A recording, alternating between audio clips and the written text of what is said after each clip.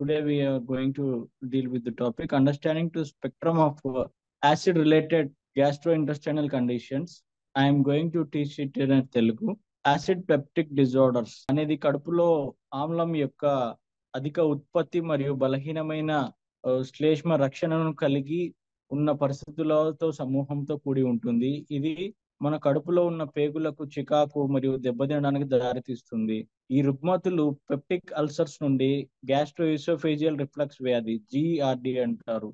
Gastro-oesophageal reflux disease మరియు అరుదైన ఒక జబ్బు పేరు ఏంటంటే జోరింగర్ ఎలిసన్ సిండ్రోమ్. సో దీంట్లో ఈ రెండు రకాలు ముఖ్యంగా ఉంటాయి. యాసిడ్ పెప్టిక్ రుగ్మతులు వ్యక్తి యొక్క జీవన నాణ్యతను గణనీయంగా ప్రభావితం చేస్తాయి.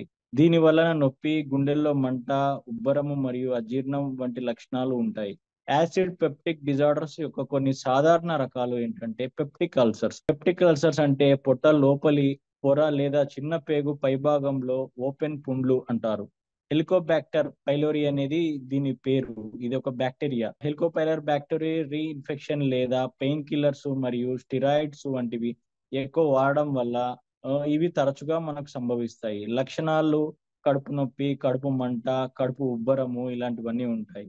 సో యాసిడ్ రిఫ్లెక్స్ లేదా GERD అనేది దీర్ఘకాలిక పరిస్థితి, అంటే క్రానిక్ డిజార్డర్స్ అన్నమాట. దీనిలో కడుపు ఆమ్లం ఉన్న వాహికలోకి తిరిగి ప్రవేశిస్తుంది. దీని వలన చికాకు మరియు వాపు వస్తుంది. గుండెల్లో మంట, రీగర్జిటేషన్ అంటే తినేది మళ్ళీ గొంతులోకి వచ్చినట్లు అనిపించడము మరియు మింగడంలో ఇబ్బంది వంటి లక్షణాలు ఉంటాయి. దీర్ఘకాలిక వ్యాధులు GERD అన్నవాహిక లేదా బ్యారెట్ అన్నవాహిక వంటి సమస్యలకు దారితీయొచ్చు. సో నెక్స్ట్ మనము జోలింగర్ ఎలిసన్ సిండ్రోమ్ గురించి మనం మాట్లాడుకున్నట్లయితే, ఈ అరుదైన పరిస్థితి ప్యాంక్రియాస్ లేదా డ్యూయోడినంలోని కణితుల ద్వారా వర్గీకరించబడుతుంది. ఇది యాసిడ్ ఉత్పత్తిని ప్రేరేపించే గ్యాస్ట్రిన్ అనే హార్మోన్ను అధిక మొత్తంలో స్రవిస్తుంది. యాసిడ్ యొక్క అధిక ఉత్పత్తి పెప్టిక్ అల్సర్, కడుపు నొప్పి మరియు విరేచనాలకు దారితీస్తుంది. యాసిడ్ పెప్టిక్ రుగ్మతులను నివారించడానికి ప్రధాన నివారణ చర్యలు 5 ఉంటాయి. ఒకటి, ఫస్ట్ వచ్చేసి మనకు ఆరోగ్యకరమైన ఆహారం, సమతుల్యమైన భోజనం తినడంలో మరియు మసాలాలు, ఆమ్లం లేదా కొవ్వు పదార్థాలు వంటి ట్రిగ్గర్ ఆహారాలను నివారించడంలో సహాయపడుతుంది. రెండోది వచ్చేసి రెగ్యులర్ వ్యాయామం, రోజు మనం చేయాల్సిన ఎక్సర్సైజ్ ఆరోగ్యకరమైన బరువు నిర్వహించడం GERD మరియు ఇతర యాసిడ్ పెప్టిక్ రుగ్మతులను ప్రమాదం నుంచి తగ్గిస్తుంది. రెండోది వచ్చేసి పెయిన్ కిల్లర్ మరియు ఆల్కహాల్ వాడకాన్ని పరిమితం చేయాలి. NSAIDs అంటారు, non steroid anti inflammatory drugs అన్నమాట. వీటిని మనము NSAIDs అంటాము. మరియు ఆల్కహాల్ యొక్క అధిక వినియోగాన్ని నివారించడం పెప్టిక్ అల్సర్ మరియు ఇతర జీర్ణాశయాంతర సమస్యలను నివారించడంలో సహాయపడుతుంది. స్ట్రెస్ మేనేజ్మెంట్, మెడిటేషన్ లేదా యోగా వంటి సడలింపు పద్ధతుల ద్వారా ఒత్తిడి నిర్వహణ కడుపులో యాసిడ్ ఉత్పత్తిని నియంత్రించడంలో సహాయపడుతుంది. యాసిడ్ పెప్టిక్ రుగ్మతులు ఇప్పటికీ నిర్ధారణ అయిన వారిని నిర్దిష్ట పరిస్థితి మరియు దాని తీవ్రత ఆధారంగా చికిత్స ప్రణాళికలు వ్యక్తీకరించబడతాయి. ఇందులో ఉన్న యాసిడ్ ఉత్పత్తిని తగ్గించడానికి మనము ముఖ్యంగా 2 రకాల డ్రగ్స్ ను ఉపయోగిస్తాము. ఒకటి వచ్చేసి PPIs and H2 blockers. PPIs అనగా ఏంటంటే ప్రోటాన్ పంపింగ్ ఇన్హిబిటర్స్ అన్నమాట. H2 బ్లాకర్స్ పైలోరీ సంరక్షణ చికిత్సకు యాంటీబయాటిక్స్ ఉపయోగించవచ్చు. అలాగే మనము జోలింగర్ ఎలిసన్ సిండ్రోమ్ లేదా తీవ్రమైన పెప్టిక్ అల్సర్స్ వంటి కొన్ని సందర్భాల్లో శస్త్రచికిత్స అవసరం కావచ్చు. యాసిడ్ పెప్టిక్ రుగ్మతులు తేలికపాటి తీవ్రమైన వరకు ఉంటాయి మరియు రోజువారీ జీవితాన్ని కూడా మనకు గణనీయంగా ప్రభావితం చేస్తాయి.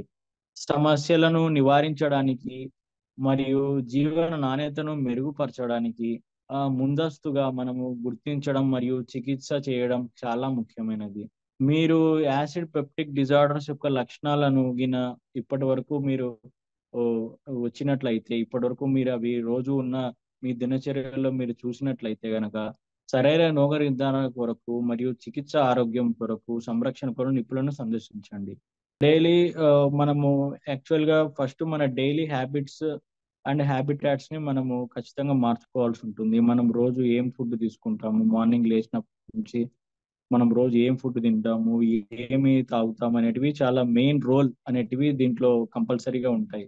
సో మనము ఎక్కువగా ఆయిల్ ఫుడ్స్ అంటే ట్రాన్స్ ఫ్యాట్ ఫుడ్స్ అంటారు. ట్రాన్స్ ఫ్యాట్ ఫుడ్స్ అంటే మనకి ఇప్పుడు బర్గర్స్ కానీ పిజ్జాస్ కానీ ఇలాంటివి ఏవైతే ఉంటాయో అలాంటివి చాలా తక్కువగా రేర్ గా తీసుకోవాలి. మనం డైలీ పప్పు దినుసులు అంటారు, అవన్నీ మనం రెగ్యులర్ గా తీసుకుంటే మినపప్పు కానీ అలాగే రాగులు, మినుములు చాలా ఉంటాయి దీంట్లో. జొన్నలు ఇవన్నీ ఏం చేస్తాయంటే డైజెషన్ కి బాగా ఇంప్రూవ్ అవుతాయి. గ్యాస్ అనేది మన కడుపులో చేరదు. మెయిన్ గా జిఆర్డిని మనకు దరికి చేరకుండా ఉండాలి అంటే మన డైలీ హ్యాబిట్స్ అండ్ హ్యాబిటాట్స్ ని కంపల్సరీ మార్చుకోవాలి. మనం రోజు ఏమైతే తింటామో, ఏదైతే తాగుతామో దీని వల్ల వచ్చేవే మనం ఫ్యూచర్ లో దాని నుంచి ప్రాబ్లమ్స్ ఎదుర్కొంటాం. కాబట్టి మనం ఏ ఫుడ్ తీసుకుంటాం అనేది చాలా ఇంపార్టెంట్ రోల్ ప్లే చేస్తుంది. సెకండ్ వచ్చేసి మన హ్యాబిట్స్.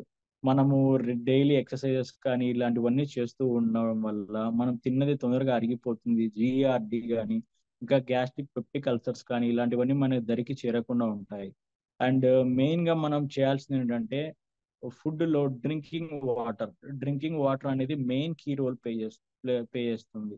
ఇప్పుడు డ్రింకింగ్ వాటర్ ఎందుకు మనం ఎక్కువగా తాగామంటామంటే మనం తిన్న ఫుడ్ బాగా డైజెషన్ అవ్వాలి అంటే రోజుకు మినిమం ఒక మనిషి యావరేజ్ గా 5 to 8 గ్లాసెస్ ఆఫ్ వాటర్ ఖచ్చితంగా తాగాలి. దీనివల్ల గ్యాస్ చేరడం తక్కువ అవుతుంది, డైజెషన్ కూడా బాగా ఇంప్రూవ్ అవుతుంది. అలాగే మనము ఫుడ్ మెటీరియల్స్ లో తీసుకుంటే గ్రీన్ వెజిటేబుల్స్ అనమాట. గ్రీన్ వెజిటేబుల్స్ ఏవైనా సరే, లీఫీ వెజిటేబుల్స్, ఆకుకూరలు, అలాగే మొటిక్కాయలు, బీన్స్ ఇలాంటివన్నీ గ్రీన్ కలర్ లో ఉండే వెజిటేబుల్స్ అన్నిట్లోనూ ఫైబర్ కంటెంట్ ఎక్కువగా ఉంటుంది. ఇవి మనకు డైజెషన్ కూడా బాగా ఇంప్రూవ్ అవుతుంది. అండ్ మనము ఈ గ్యాస్ సంబంధించిన వ్యాధులకు తక్కువ లోనవుతాము.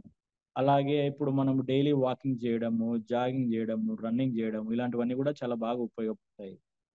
మెయిన్ గా మనము దీర్ఘకాలిక వ్యాధుల్లో చాలా మంది ఈ గుండె సంబంధించిన వ్యాధులతో ఉండేవాళ్ళు కానీ, బీపీ పేషెంట్స్ కానీ, sugar patients, kidney patients and చాలా మంది క్రానిక్ డిజార్డర్స్ ఉన్న వాళ్ళు, ఇటువంటి వాళ్ళు మెడిసిన్స్ ఎక్కువగా యూజ్ చేస్తుంటారు. దాంట్లో కొంతమంది స్టిరాయిడ్స్ వాడే వాళ్ళు కూడా ఉంటారు. ఇటువంటి వాళ్ళల్లో స్టిరాయిడ్స్ వాడడం వల్ల ఏమవుతుందంటే ఈ గ్యాస్ట్రిక్ ప్రాబ్లమ్స్, పెప్టిక్ అల్సర్స్ అనేవి త్వరగా ఫామ్ అవుతాయి. దీనివల్ల ఆ నిద్ర నిద్ర లేకపోవడం నైట్ టైం అండ్ రీగర్జిటేషన్ అంటే తినేది గొంతులోకి రావడం ఇట్లాంటివన్నీ ఎక్కువగా ఉంటాయి మనకు. సో స్టిరాయిడ్స్ కానీ ఏమన్నా ఇటువంటి యాంటీ హైపర్టెన్సివ్ డ్రగ్స్ కానీ డాక్టర్ కన్సల్టేషన్ లేకుండా మనము డైరెక్ట్ గా వాడడం అనేది సలహా ఇవ్వదలుచుకోలేదు. సో ఏదైనా సరే డాక్టర్ కన్సల్టేషన్ తీసుకొని మనము ఏమైనా అటువంటి డ్రగ్స్ రెగ్యులర్ గా వాడేవాళ్ళు, ఇప్పుడు బీపీ పేషెంట్స్, షుగర్ పేషెంట్స్ కొంతమంది ఇయర్స్ తరబడి అవే మెడిసిన్స్ వాడుతూ ఉంటారు. దానివల్ల సైడ్ ఎఫెక్ట్స్ కానీ అడ్వర్స్ రియాక్షన్స్ చాలా ఎక్కువగా ఉంటాయి.